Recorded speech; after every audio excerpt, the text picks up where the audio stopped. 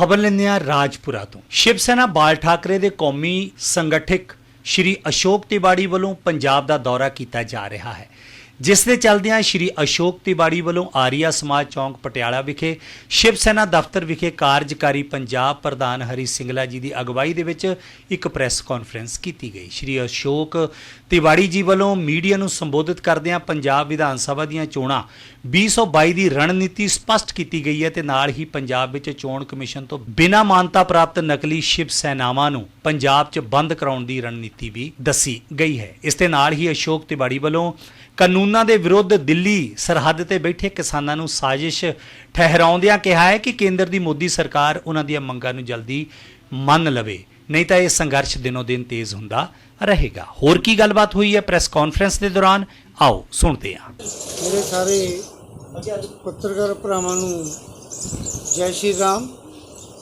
अज साडे लई बड़ी खुशी का लम्हा है कि साडे विच महाराष्ट्र तो शिव सेना के राष्ट्रीय संगठक श्री अशोक तिवाड़ी जी, शिव सेना पक्ष प्रमुख उद्धव साहब, शिव सेना सचिव अनिल देसाई जी के आदेश अनुसार पंजाब दे विच एक सर्वे करने आए हुए ने कि शिव सेना की इत्थे की स्थिति है, जिहड़ियां 2022 के विधान सभा चोण आ रहे हैं उस दे विच शिव सेना नूं की नीति बनानी चाहिए है।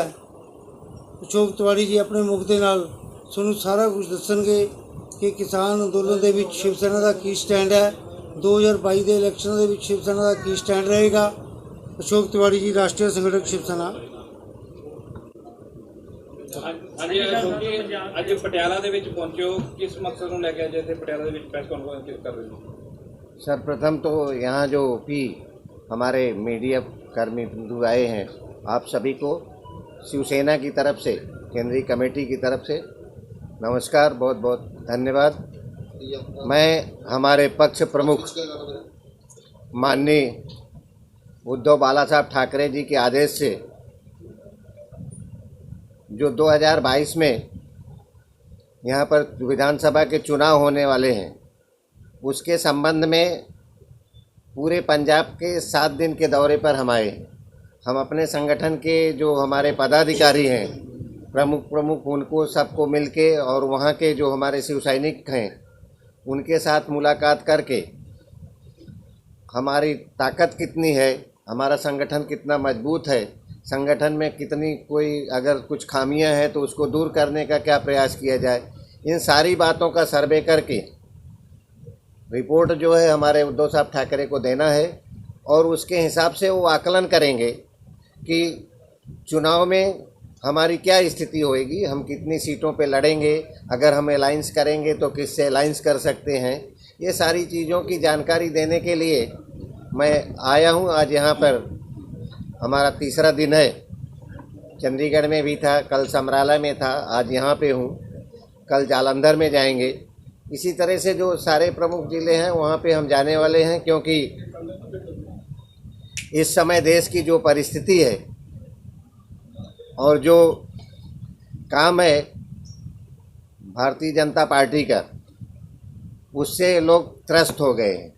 उसी में साल 1.5 साल से कोरोना जैसी महामारी जो है वो पूरे देश में छाई हुई है। गरीब अमीर सारे लोग जो है वो परेशान हैं।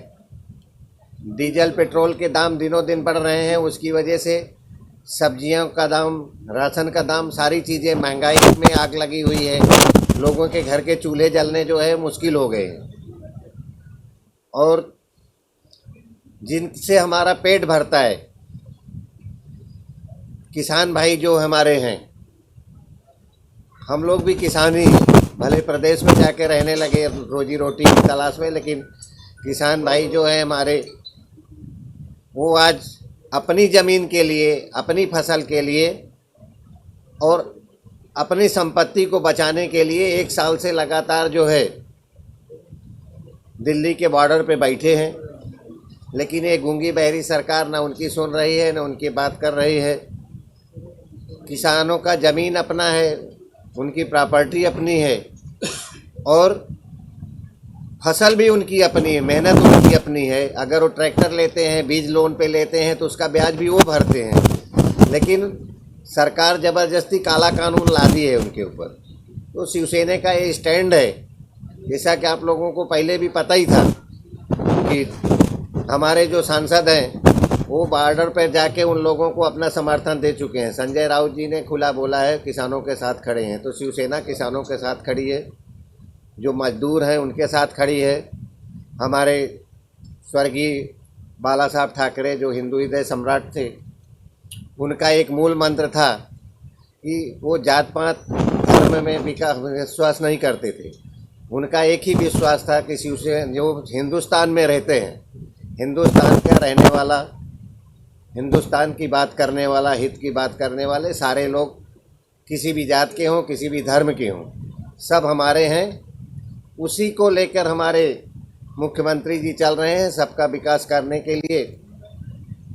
पहले हमारा भारतीय जनता पार्टी से समझौता था, समझौते के तहत हमारे संस्थापक बाला साहब ने उनको यह आश्वासन दिया था कि हम महाराष्ट्र में लड़ेंगे, हिंदुत्व कोर्ट का बंटवारा नहीं होएगा, आप जो है पूरे देश में लड़िए। अशोक जी ये बताइए कि आपका पंजाब में क्या है, पंजाब में किसी के साथ अलायंस करेंगे आप?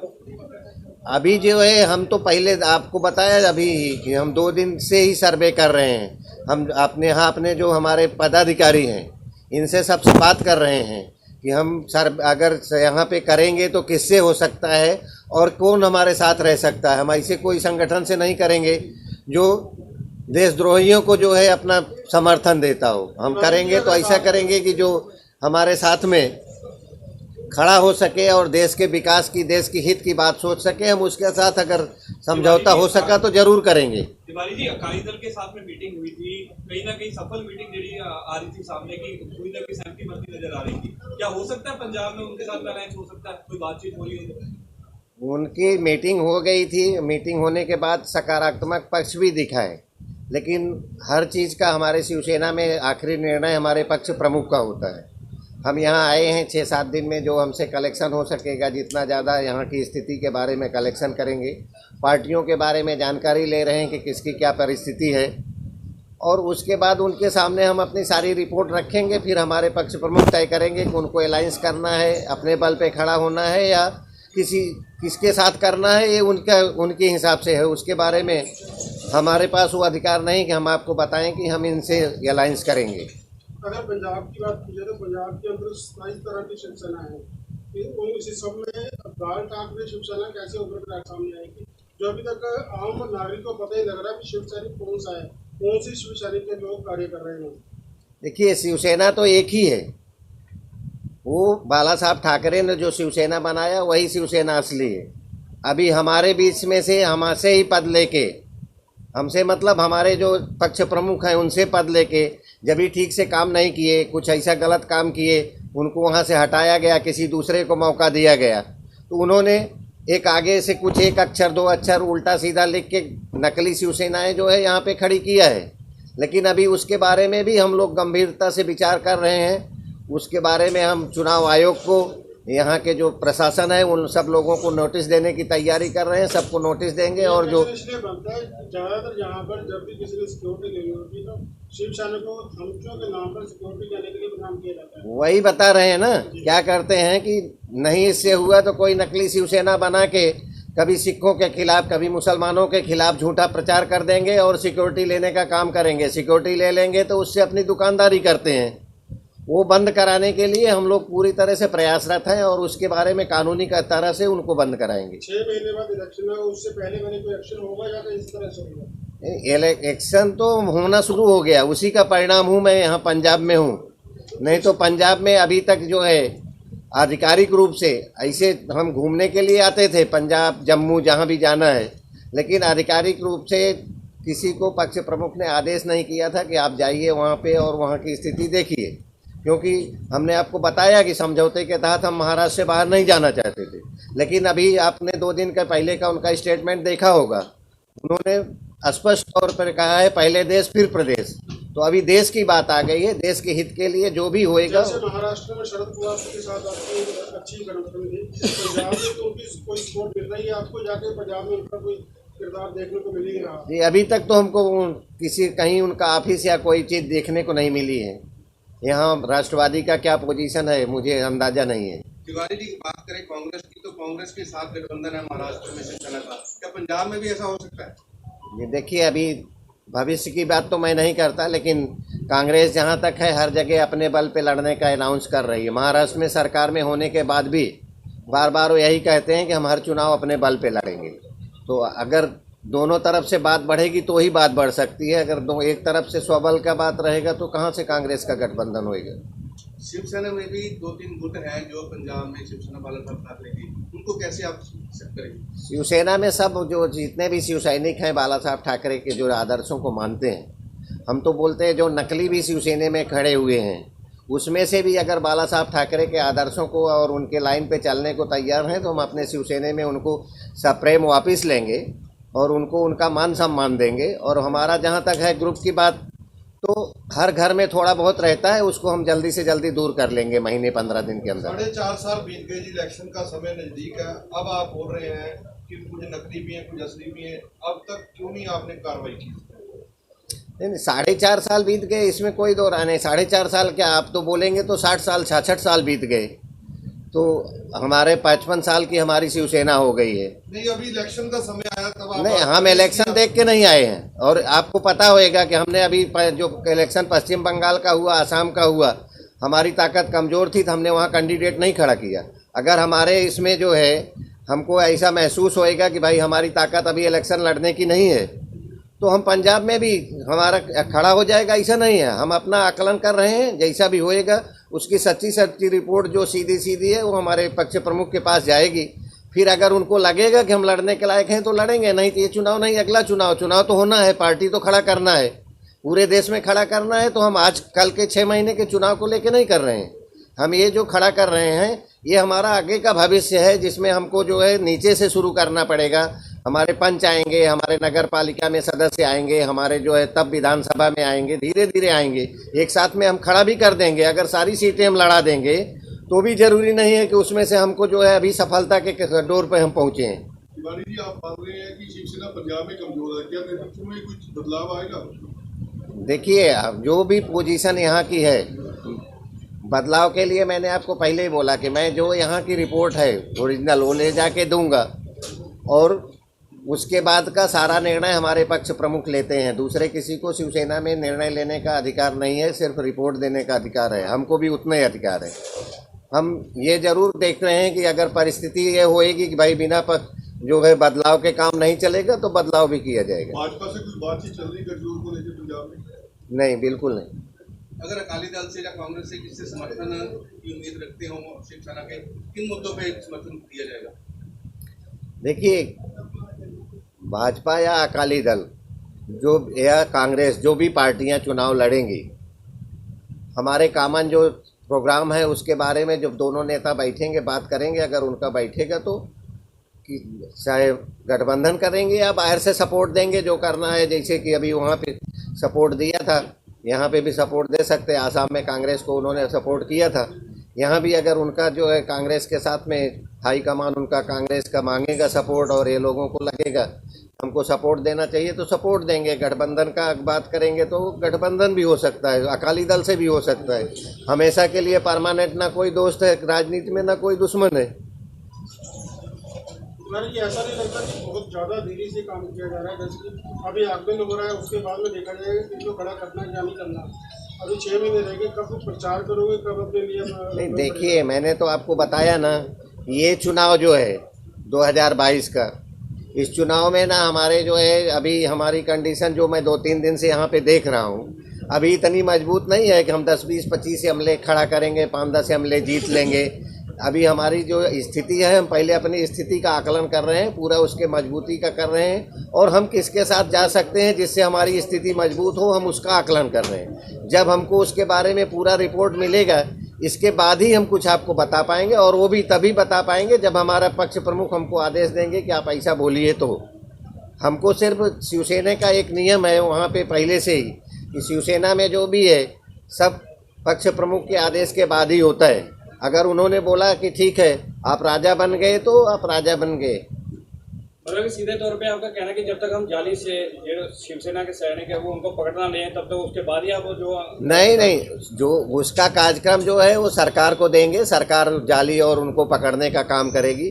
हम अपना जो हमारा संगठन है शिवसेना का, हम इसको बढ़ाने के लिए, लोगों को जोड़ने के लिए, अपना विचार लोगों तक पहुंचाने के लिए जो हमारे नेता हैं उनको बुला के, अभी तो कोरोना काल है, लोग ज़्यादा आ नहीं सकते हैं, मीटिंगें लेके उनको संपर्क करके ऐसा अपनी शिवसेना को बढ़ाने का काम करेंगे।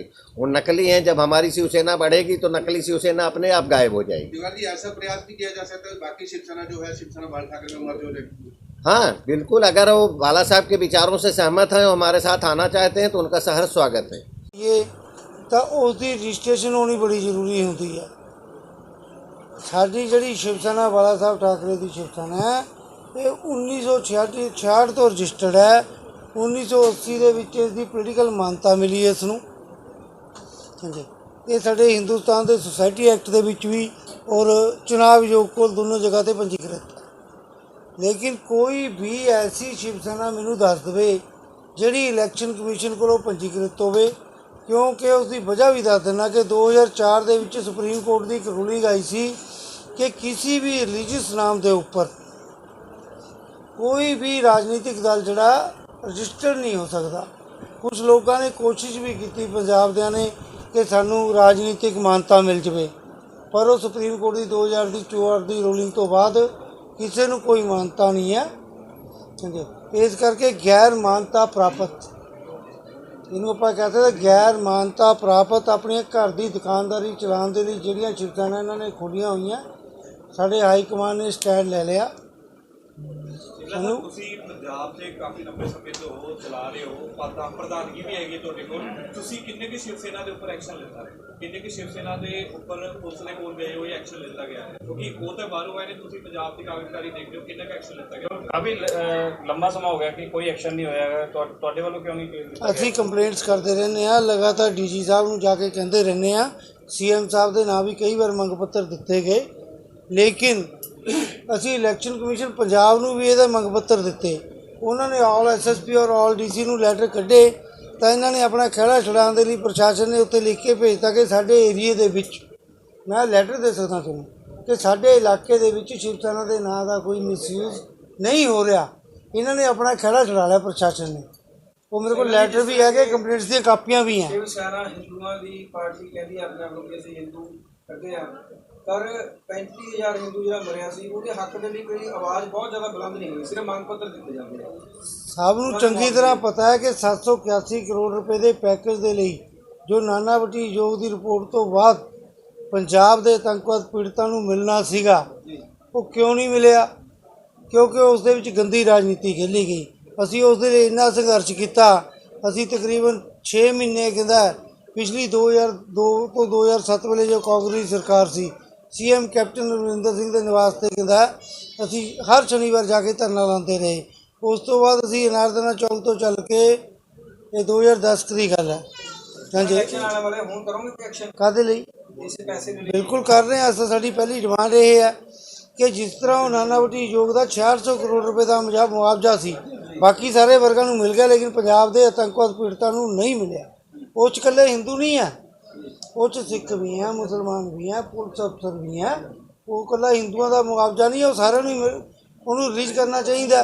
ਪਹਿਲਾਂ ਇਹੀ ਬੀਜੇਪੀ, ਇਹੀ ਭਾਜਪਾ ਇੱਥੇ ਰੌਲਾ ਪਾਉਂਦੀ ਸੀ ਕਿ ਸੈਂਟਰ ਨਹੀਂ ਦਿੰਦਾ ਜੀ। ਸੈਂਟਰ 'ਚ ਮਨਮੋਹਨ ਸਿੰਘ ਦੀ ਸਰਕਾਰ ਹੈ, ਕਿਉਂਕਿ 2004 ਦੀ ਜਾਂ 5 ਦੀ ਗੱਲ ਹੈ। 6 ਦੇ ਵਿੱਚ ਮਨਮੋਹਨ ਸਿੰਘ ਨੇ ਰਿਲੀਜ਼ ਵੀ ਕਰਨਾ ਸੀ, ਆਪਸੀ ਖਿੱਚਾਤਾਨੀ 'ਚ ਰਹਿ ਗਿਆ। ਉਸ ਤੋਂ ਪੰਜਾਬ ਦੇ ਵਿੱਚ ਅਕਾਲੀ ਭਾਜਪਾ ਸਰਕਾਰ ਆ ਗਈ, 10 ਸਾਲ ਰੌਲਾ ਪਾਉਂਦੀ ਰਹੀ ਕਿ ਸੈਂਟਰ ਨਹੀਂ ਦੇ ਰਿਹਾ। ਲੇਕਿਨ ਉਸ ਤੋਂ 3 ਸਾਲ ਪੰਜਾਬ 'ਚ ਅਕਾਲੀ ਭਾਜਪਾ ਸਰਕਾਰ ਰਹੀ, ਸੈਂਟਰ 'ਚ ਮੋਦੀ ਸਰਕਾਰ ਰਹੀ, ਉਦੋਂ ਵੀ ਇਹਨਾਂ ਨੇ ਰਿਲੀਜ਼ ਨਹੀਂ ਕੀਤਾ। ਹੁਣ ਸੈਂਟਰ ਦੇ ਵਿੱਚ ਭਾਜਪਾ ਦੀ ਸਰਕਾਰ ਹੈ, ਹੁਣ ਤਾਂ ਰਿਲੀਜ਼ ਕਰ ਦੇਣ। ਹੁਣ ਕਿਉਂ ਨਹੀਂ ਕਰ ਰਹੇ? ਹੁਣ ਕੀ ਤਕਲੀਫ ਹੋ ਰਹੀ ਹੈ ਇਹਨਾਂ ਨੂੰ? ਤੁਸੀਂ ਮੰਗ ਕਰੋਗੇ ਜੀ? ਮੰਗ ਤਾਂ ਅਸੀਂ 15 ਸਾਲ ਹੋ ਗਏ ਕਰ ਰਹੇ ਹਾਂ।